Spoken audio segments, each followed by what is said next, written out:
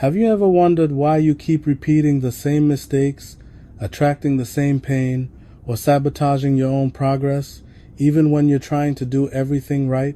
What if the root of your suffering isn't out there in the world but hidden deep inside of you?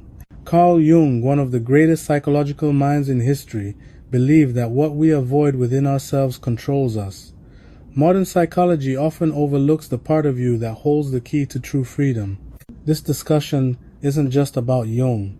It's about you, the real you, the part you've been too afraid to face. You might think you're making your own choices, but what if you're not? What if your daily thoughts, decisions, and desires, what you chase and what you fear, aren't genuinely yours, but rather patterns you've absorbed without even realizing? Carl Jung warned us, until you make the unconscious conscious, it will direct your life, and you will call it fate. Modern psychology often treats the mind like a malfunctioning machine, adjusting behavior, rewiring thoughts, fixing surface issues. However, Jung wasn't interested in merely tweaking symptoms. He aimed to transform the soul. He believed that beneath your personality, habits, and even your trauma lies a hidden force silently guiding your life, your unconscious. Within it exists your shadow. The shadow is not evil. It's not a villain lurking in the dark corners of your mind. It is you, the version of yourself that you've rejected, denied, or silenced because the world told you it was unacceptable. Your anger, envy, guilt, and pride, the emotions you're ashamed of, and the thoughts you pretend you don't have do not disappear. They go underground, and from that hidden place, they control your life. Have you ever snapped at someone and thought, where did that come from? Have you ever self-sabotaged something beautiful without knowing why? That's your shadow speaking. Here's the paradox. The more you try to be a good person, the more power your shadow gains, because you no longer see it in yourself, you see it in others. You project it just as Jung predicted. Consider the people who trigger you the most. Is it their arrogance, their neediness, or their anger? Jung said, everything that irritates us about others can lead us to an understanding of ourselves. This is more than just philosophy, it's a mirror. We project what we can accept in ourselves onto others. You may despise the manipulative person because, deep down, a part of you fears being manipulative. You might resent the loud, proud friend because you were never allowed to take up space. This is why relationships often become battlegrounds, not because people are evil, but because we are blind to the parts of ourselves we have buried. Modern psychology teaches management, while Jung advocates for liberation by owning what you've denied. And that's just the beginning.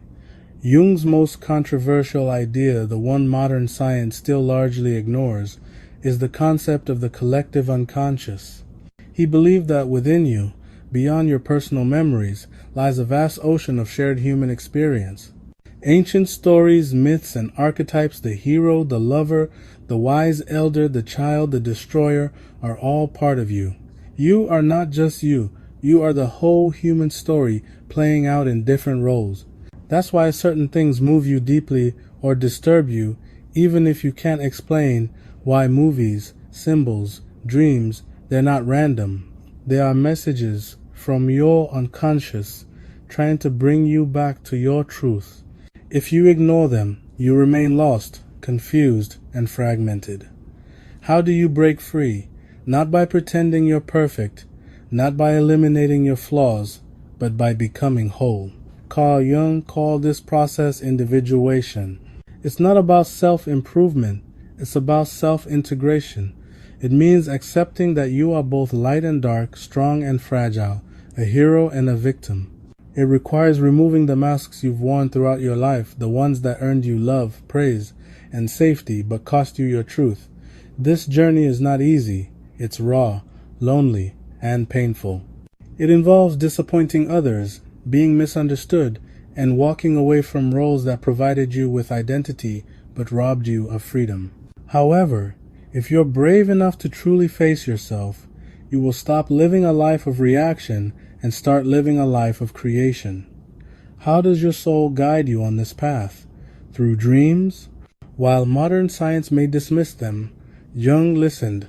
He viewed dreams as the unconscious trying to communicate not in words, but through symbols. A falling tooth, a burning house, a lost child, These are not nonsense, they are clues. They are messages from your deepest self, warning, guiding, and awakening you. If you learn to listen, writing them down and reflecting on them, your dreams can become a sacred bridge between who you are and who you are meant to become. Modern psychology often tries to fix you, but Jung never believed you were broken. He thought you were divided, lost in the noise of the world, and disconnected from your own soul. The path forward is not about becoming better, it's about becoming whole. This means facing your shadow, confronting your projections, listening to your dreams, breaking the mask, and daring to walk alone even when no one applauds your journey. When you do this, you stop being ruled by unconscious patterns.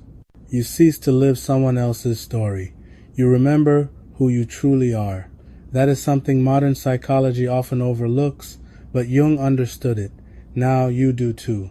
If this message resonates with something deep within you, don't keep scrolling. Comment below with the words, "I choose to become whole." Let's see how many of us are walking this path silently, bravely, together. And if you're ready to dive even deeper into Jung's work, click the next video. Your soul is waiting.